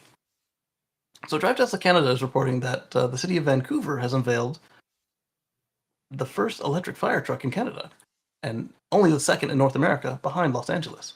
The Rosenbauer RTX pumper truck cost $1.8 million. And I have to make the joke that I know all the EV haters are thinking right now. Okay. Oh, good, it's a fire truck. It can put itself out when it catches on fire. Because that's what all EVs do. They just catch on fire. They do seem to think that. I was watching videos this week, and I came across 2 Model X's that lit on fire underwater. That's hard to do. It is hard to do. Yeah. And both of them were launching stuff. One was launching a jet ski, and the other was launching a regular boat. And I guess they just went too far down the ramp and shorted themselves out, and then went into thermal runaway, and they provide their own oxygen, so it didn't matter they were underwater. Exactly. And so this is just like the first one, where it's got a diesel generator on board should they need it, but it's still primarily electric, and 300,000 more expensive than a conventional diesel-powered fire truck. Can travel 100 miles or 62 kilometers on a charge, which is more than enough for a typical emergency call. Yeah, because when you look at where they place the fire stations, you don't want them to need to travel 100 miles to get to you. Exactly. Sorry, your house burned like down. you We said, were almost there. And there's a diesel generator on board, so if they had to go more than that, okay, you were on diesel. They could, yeah. Or like if you had like 3 calls in an hour and like you didn't get back to the station to recharge. So kudos to Canada. Awesome. Yeah. We got a stat that half of London's black cabs are electric now. You can Uber one too. Awesome. Yeah. Portland just got some electric garbage trucks. And like, it's Nice. about time. Chicago's had these for way too long. I couldn't let Tony Schaefer get ahead of me like that. Indeed. Oh, here we go. Drastic hit. This one is the kind of legislation we don't want to see. Plans for a major EV transition in the U.S. in the next decade have taken a drastic hit. So what this is like I was talking earlier in the show, some politicians don't want to see us go EV for reasons, usually their own wallets. In a 221 to 197 vote, which included Democrats and Republicans, a veto threat was drawn from the White House, which stated that the EPA's ability to issue automotive regulations would be catastrophically impaired. And we did see them going for this at the end of the Trump administration, where California was lost for a little bit their ability to set their own emission standard that they had since the Nixon administration, because they were starting it before the EPA. Before the EPA existed, even California was doing it, so they had a waiver that they mucked with. Yeah, it's funny how a lot of the Republicans are states' rights until the states do something that they don't like, and then they're like, "Oh no, we didn't mean that." Right, exactly. And what's even more funny is, remember, Nixon was a Republican, and he founded the EPA. It's like, oh no, we're throwing out the baby with the bathwater. We made that, but we're against it now. Doesn't matter what party you're in. Clean air, clean water. These are kind of important to human life. That Perrier joke in Spaceballs is we don't want to actually have to be real. Basically, it was a can of Perrier, but it was, instead of water, it was air. Yes, yeah. That was the new Lorax movie. Was O'Hare air you had to buy? Yeah. No, we don't want to have to. The only time you want to be worried about like where your air is coming from is you're on a planet that doesn't have oxygen already, like Mars or Venus or the Moon. I speak for the trees. Right. There are now 29 million passenger EVs. Rivian is laying off 20 battery cell development workers, according to Teslarati. What do you think about that, Patrick? Well, Tesla went through similar phases where they cut their staff drastically to try to get to profitable quarters, and that was important to show that they can do it efficiently, and then you hire when you need growth and innovation, and then you trim when you need to uh, just crank out the vehicles and show profitability. So uh, I'm not surprised that a company like Rivian that's um, at the stage they're at, they've got their vehicles. Now they need to just start making them and they need to start cutting costs. So it happens. It's part of the business cycle. So you don't think they're getting out of um, making their own batteries? I don't know. Some people jump to Yeah, that conclusion. Like, oh, they're going to buy them now? But although if a supplier offered more and better batteries than you can make at home, then why not buy yeah, them? right. And if you look at the way Tesla does stuff, yeah, they have their Cato and other facilities, but they're also trying to move the entire industry with them, right? They're not because if they can get better batteries cheaper from someone else, they're getting all the batteries they can. So we're at a stage where uh, pushing the whole industry is better for everybody. Yes. All right, so this next segment, some of you will find to be an interesting discussion. Some of you will have already chosen a side. As I say every week with this, there is no neutral party in this because the news is owned by the union here. And so we're going to do our segment on IF Metal and Tesla because there have been more developments over in Sweden. Let's start with uh, this. The strike has spread from Sweden to Denmark now. And my quote on this one was, if you don't force your employees to be represented by us, we'll strike against you around the world through people acting in solidarity as if the employees we want to represent actually wanted to be in our union, even though they said bugger off and ignored our threats to them directly. Yeah, that's the weird part about this for me. I understand if the employees were Yeah, that striking, part. but the Yeah. employees are like, "No, we're good, leave us alone," and the union is still going forward and still getting support, which Let us protect you. yeah, exactly. No, I'm fine. I already have good Got pay everything I and want. good benefits. Leave me alone. No, I will not. Now, this is the union being the bullies, not the Right. company. That's weird. The quote that still sticks with me was the Tesla employee who said, "Why must we work in filth because you want a contract? We're fine as we were, but now we're working in squalor." Because the first thing they did was stop the cleaning, the janitorial services. Garbage Yeah, pickup. Oh, okay. which was Yeah, and that's the other. We don't have what is it called? Sympathetic strikes here in the right. U.S. Like if one group of employees is striking, that's them, and they're striking. That doesn't mean that their mail stops, their garbage stops, all these other things.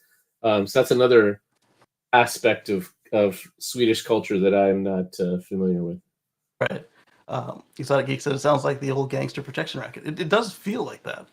So Hmm. this one, Denmark's largest union, 3F, on Tuesday said they announced that their dock workers and drivers would stop any effort to move vehicles that were set to arrive in Sweden as a result of the IF metal strike. If you can call it that, because really everybody that's on strike doesn't work for Tesla. um, they've made every attempt to complicate vehicle workers' delivery for Tesla after the automaker refused to sign a collective agreement for new workers' rights. Uh, Basically, it's a summary. And before it got to Denmark, we had another development with the mail. Uh, PostNord had gone through and got an injunction on the injunction, so now their mail is back to not being delivered. Tesla is sued because there are 1,000 plates missing during the period where they were open to the injunction, and so now you've got stolen plates. Basically, this government property is missing, or Tesla property, but the government entrusted you to get to them. So what is next in this? There were like 5 stories in a row. Andrews brought us a bunch of good ones this week. All right, so Andrews started out with this one. He says, Tesla opens a new facility amid strike, and let's go to the translated page he sent us. That's going to open a new tab, I bet. Let's open in the same window. And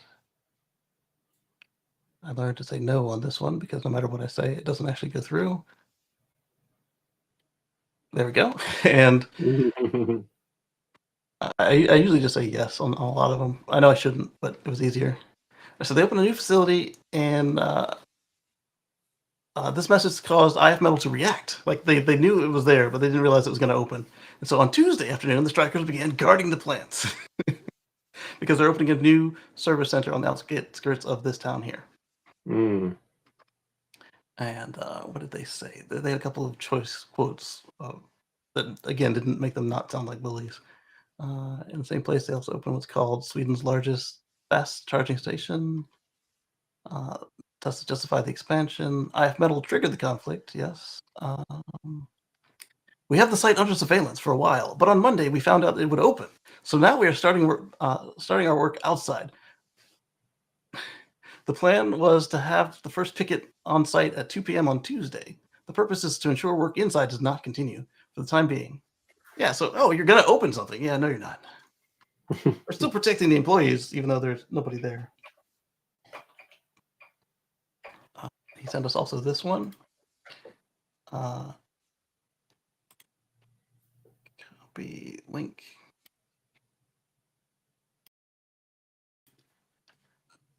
And so the union's conflict with Tesla is a betrayal of the Swedish model. And do I have the... Interesting. Yeah.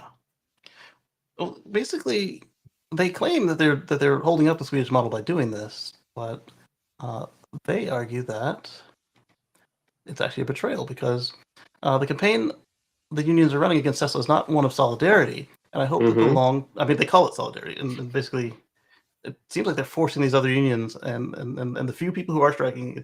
It started with, they said,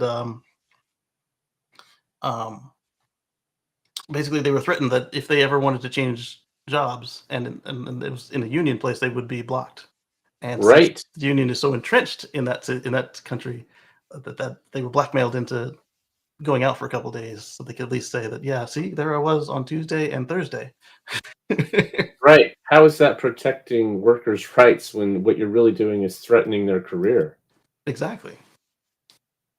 And so it's not one of solidarity.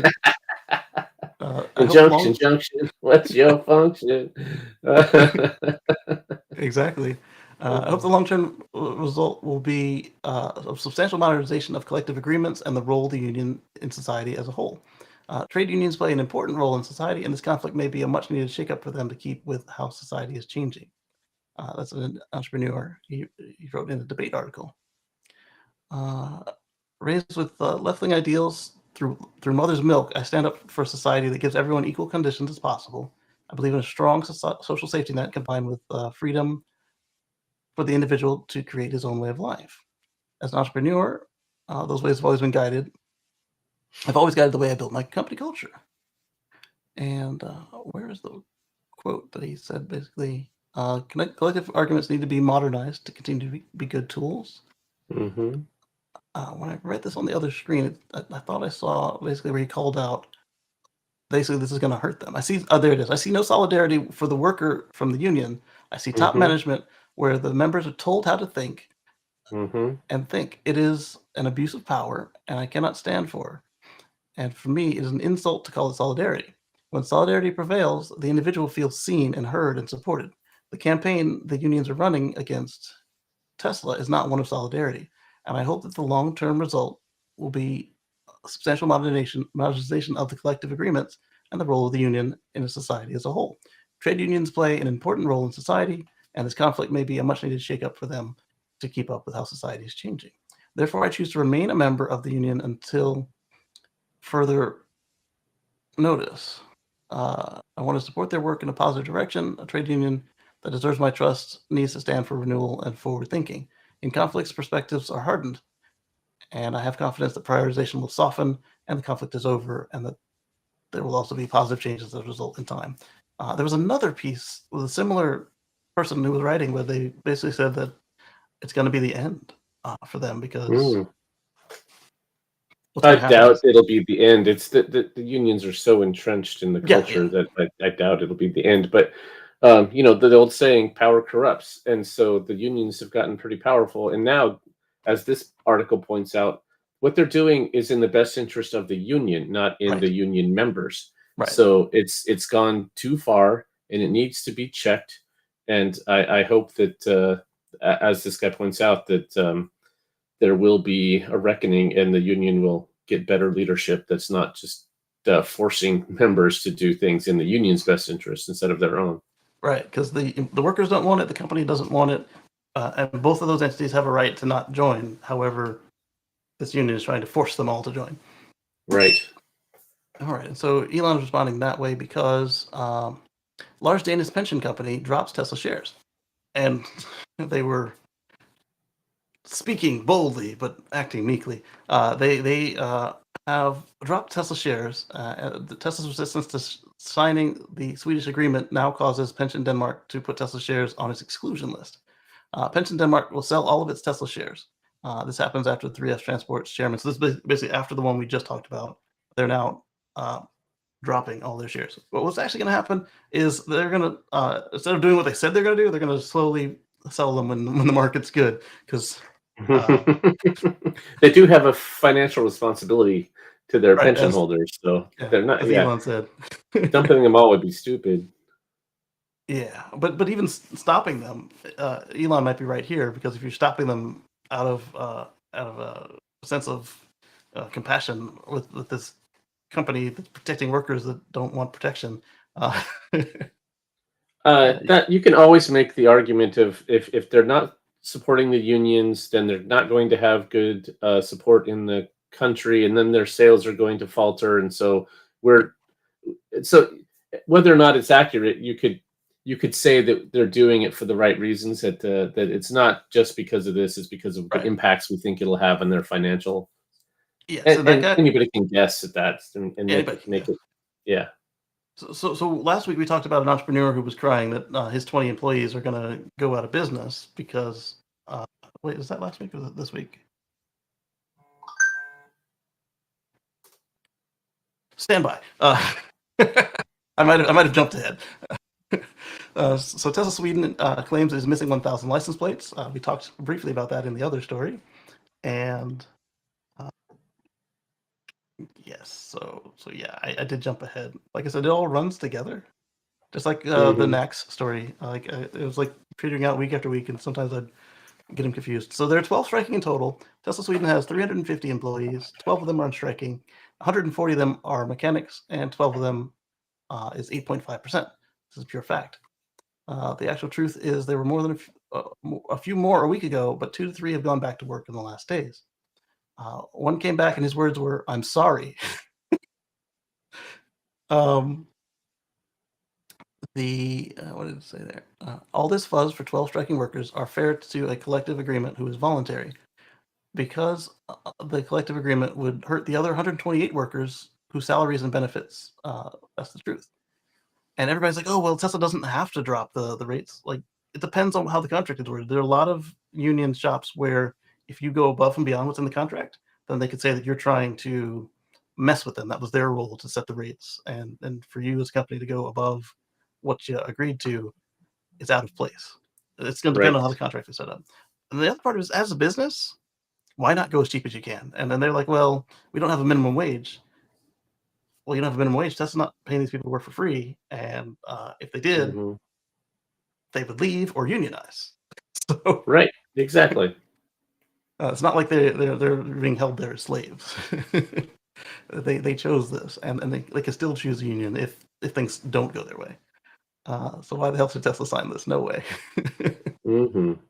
Exotic Geek says it's becoming a supernatural show now, going on forever. Yes, it does feel like one of them like DC like shows that's gone on too long. So this one is the one I thought we had discussed already, but it was actually this week, where the folks at the hydro, the aluminum forming, they make the bumpers for the Model Y in Giga Berlin. So the first of the affected sympathy strikes in Sweden, as we know of. This is because IF Metal's methods and their belief of stopping Tesla with such a measure. This is insanity squared. The CEO of Hydro Extrusion says the bigger question here is what proportions a conflict should be able to take. That is something about. There's something that should be discussed. Companies with collective agreements are affected by the strike have had to reduce the number of employees. So basically, what all this comes down to is you've got 20 employees that right now they've kind of shuffled around the company. But if this continues, they're going to have to fire those 20 people. So, in protecting people who don't want protection, we've now caused 20 people to lose their jobs who we already are protecting. And IO's metal response was, "Well, you should have never taken the contract from a company that's Mm. not union. This is your own fault." Which is whoa. Not the Yeah. the response you'd expect, but that's kind of what Patrick was talking about, where if they could say that they're in the long run that they're protecting the model by not allowing them in there, but it's not like nobody knew this was going on before they decided this compassionate strike, they call it. But so now you've got 20 people about to lose their jobs basically, and once Tesla finds an alternate supplier, what are the chances they come back to Hydro without some like super discounts and guarantees that they're not going to do it again? Mm-hmm. And so now after you get bumpers here, what's to say that other companies aren't going to also avoid Sweden? So that's kind of what that entrepreneur was talking about, where he was saying that uh, as they modernize, this hopefully leads them to kind of come to a new balance, but also it could hurt the country majorly, Mm-hmm. and we'll see where that goes. And then I titled, there was a write-up on this over at Teslarati, and I titled it, "Play Stupid Games, Win Stupid Prizes." Let's see how Metal treats these workers that they've been pawning about, like pawns in a chess game. And then Yeah. my answer was, apparently they don't care. Right. Some of them are being sacked, Yeah. and they're like, "Oh well." Oh, well, you should have made sure you had a union customer first. Mm-hmm. If you see a business opportunity there, like, hey, we need 100,000 widgets fulfilled, well, let's just not fulfill it. No, somebody else is going to fill it in. So I don't know. And then I see a lot of this. Oh, just sign the agreement. Like that's like the same stuff that we were complaining about Musk and Ukraine and Taiwan about. Oh, just give up. Yeah, we saw it with Tesla's direct sales model. Some of the states were saying, "Well, just make a dealership and have a third party in the middle." No. Why? Why do it? Mm-hmm. So then we talked about the Fiat 500e. The Chevrolet Bolt is coming back as EUV only when it comes back. That's according to Inside EVs. Mm-hmm. It's kind of a mixed bag on that. By the time it comes back, the price will come up a little bit, and so I don't know anybody would pay the price you need for an Ultium regular size bolts in a year or two from now. It's kind of unfortunate though, because it'd be nice to have some right size vehicles like for in the city, but it's not like we have a choice on that matter at the moment. Starlink has completed 9 months of military tests in the Arctic, which is Teslarati. Let's move this over here since I'm not going to actually load some of these articles. The new Leva NX Quad is most capable ATV ever. Let's load that one up real quick. Look at the picture.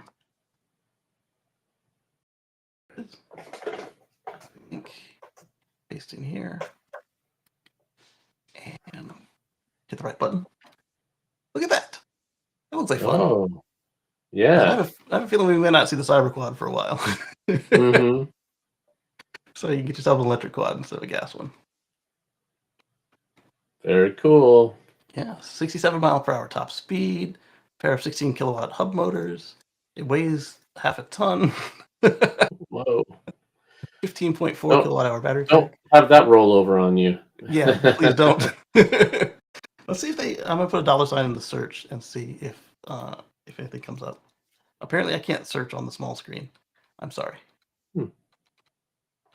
Can I do a menu? Oh, there it is, right there. Anyway, 30% discount for anyone who puts down a non-refundable $1,000 deposit, bringing the price to $19,989. MSRP of $28,600, and for a less risky $100 deposit, you can snag 10% discount for $25,689. There you go. Obviously, with any pre-orders or Kickstarters or anything like that, there's a risk that they don't come into business. Mm-hmm. But if you've got a spare $100 and this is something you'd want, then that's a nice little discount. So I was going to pull up the Chinese authorities. They've named SpaceX an unprecedented challenge. Not the US. One company, SpaceX. What do they mean by unprecedented challenge? Let's pull it up the article then. SpaceX. Oh, Control Z. That was a good question, Patrick. Unprecedented challenge and a space. It is true that they can do things that nobody else can do, like land rockets. And, Right.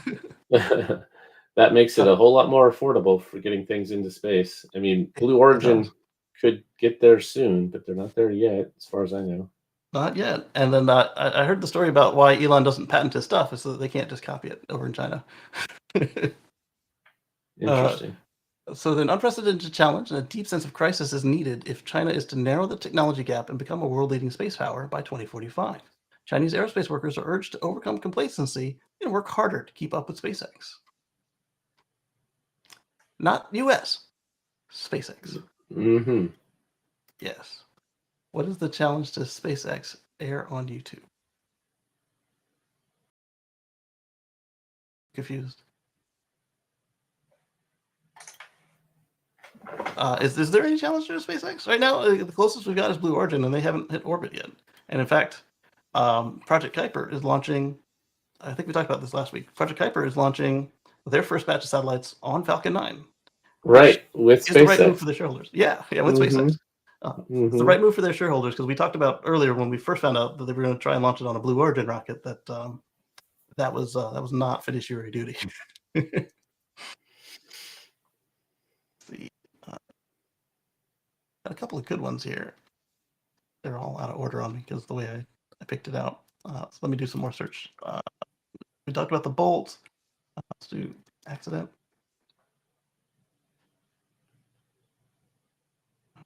The link and paste. And like I said, next week, now that I know how to do this way, I will have them in the right order before the show starts. Ooh. Clackamas County, Oregon firefighters from SQ 319 were dispatched to a traffic accident on Southeast Highway 224 near 14 MP. A semi-truck lost a heavy excavator off the back and collided with another vehicle. The driver was able to self-extricate and no injuries were reported. That is a... I know where that is. Oh, you do? Yeah. Yeah. Nice. Yep. It's in your neck of the woods. So there is a Model X that looks like it's had better days. And that fell on the Model X. Wow. They're huge. Yeah. So this is why we insist on being the safest vehicles in the world. Yeah, that could have just flattened the car if it was some other less safe vehicle, let's just say. Exactly. And same thing I said with my crash. It's like, they're like, oh, well, you didn't have to be in a Tesla. But if I wasn't, we'd be not here to talk about the story. Mm-hmm.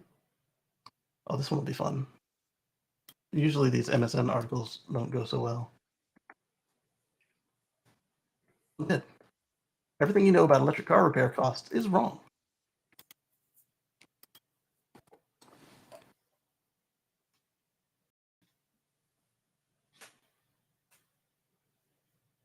Another one I was looking for, but I don't see it. So this one is coming from Road and Track.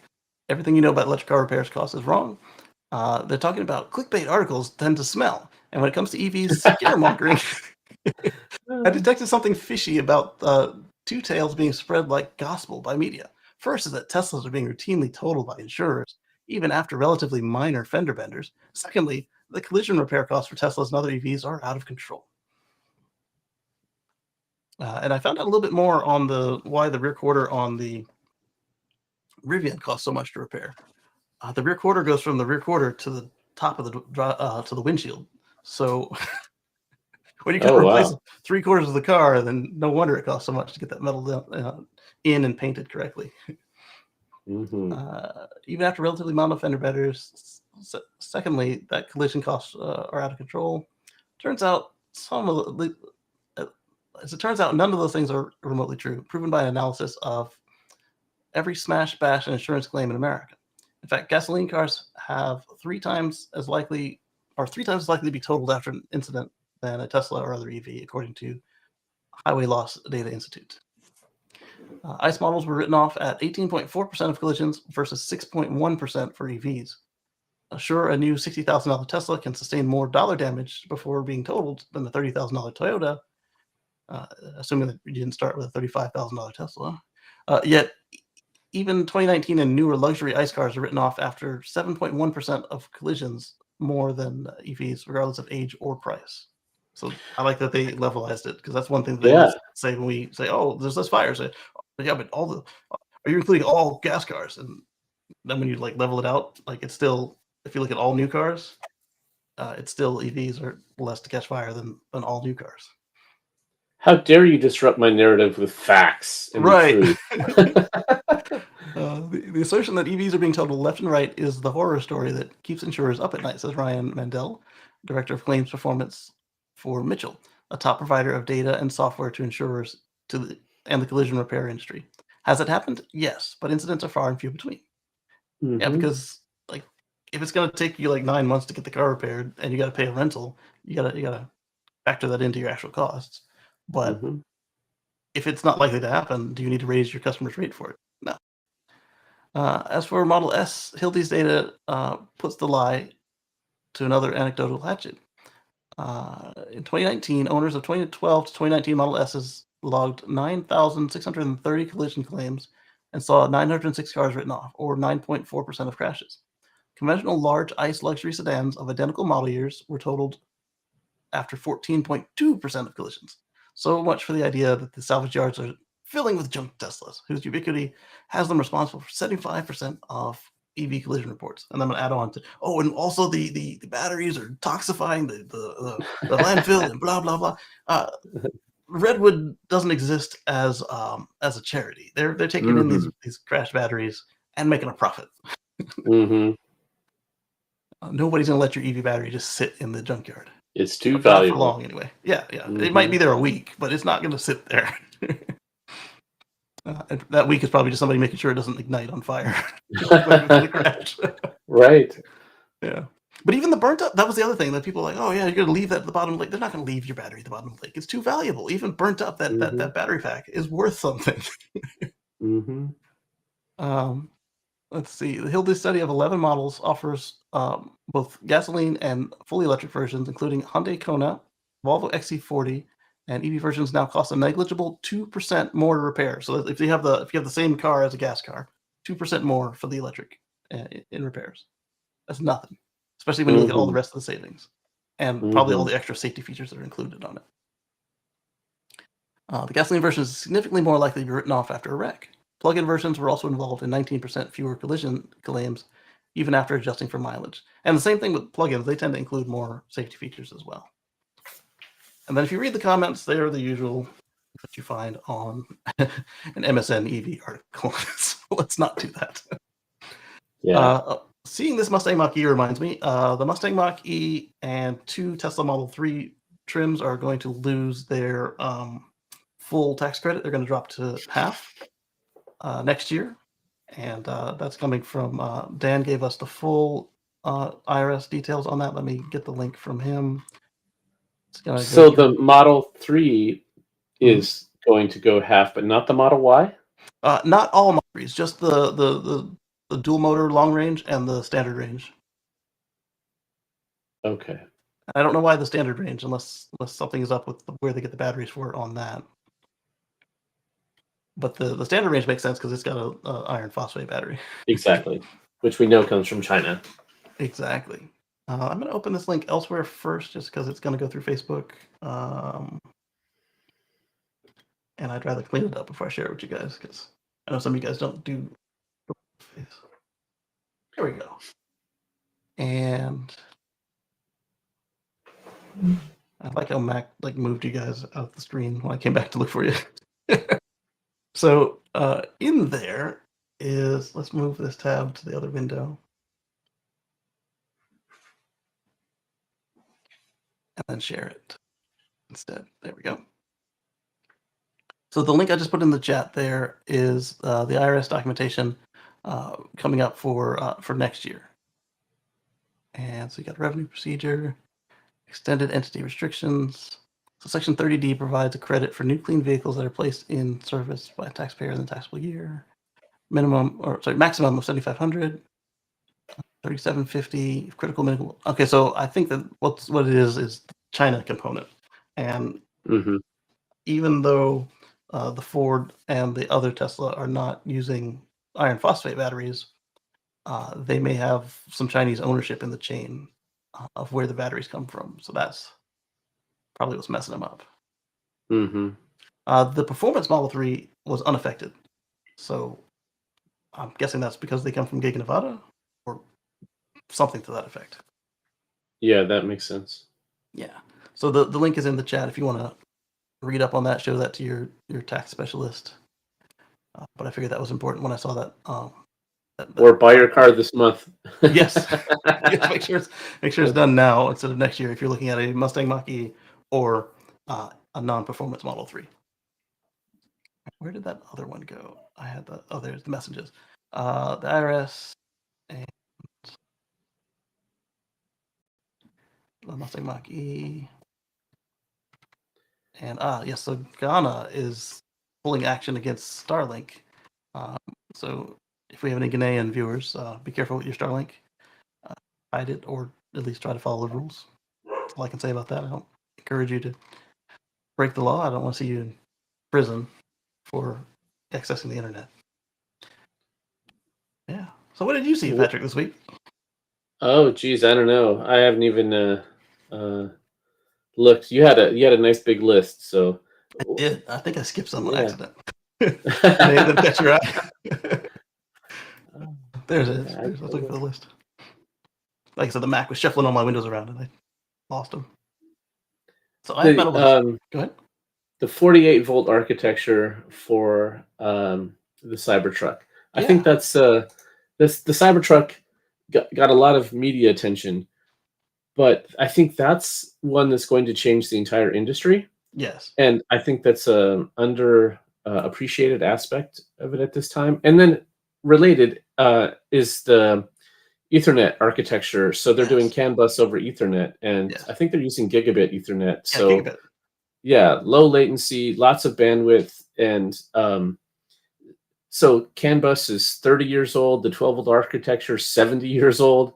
So these are two advancements that had to happen, and there have been efforts in the past to do them, and there have been demos, and this supplier will support it with some subset, but you could never make an entire vehicle out of it. And it never took off. And so it took someone like Tesla who's willing to say, this is how it's going to be done, and it has to be done. And if you want this contract, and we'll help you with the engineering to get there.